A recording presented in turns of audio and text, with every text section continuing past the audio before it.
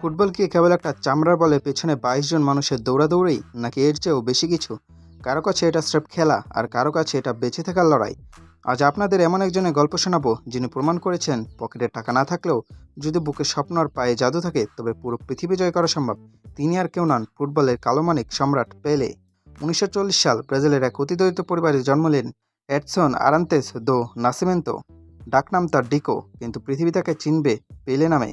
দারিদ্র্য ছিল তার নিত্যসঙ্গী। অবস্থা এমন ছিল যে একটা আসল ফুটবল কেনার সামর্থ্য ছিল না সেই কিশোরের। কিন্তু যার রক্তে ফুটবল, তাকে কি আর অভাব আটকে রাখতে পারে?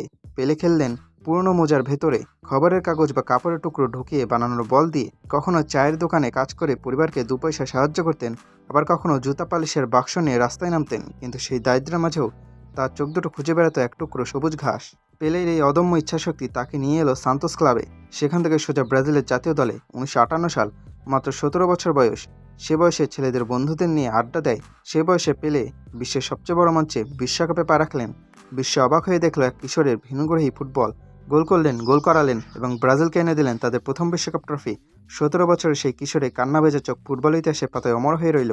বস্তির সেই ছেলেটি ততদিনে বুঝে গেছে তার লড়াইটা আর মোজার বলের সাথে নেই। এখন সে লড়ছে ইতিহাস গড়ার জন্য।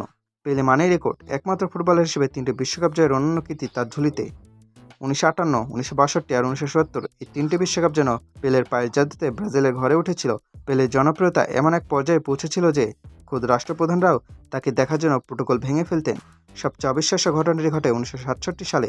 নাইজেরিয়ায় তখন ভয়াবহ গৃহযুদ্ধ চলছে, কিন্তু সেখানে পেলের খেলা হবে শুনে যুযুধান দুই পক্ষ যুদ্ধবিরতি ঘোষণা করে শুধুমাত্র তার পায়ের ফুটবল জাদু দেখার জন্য।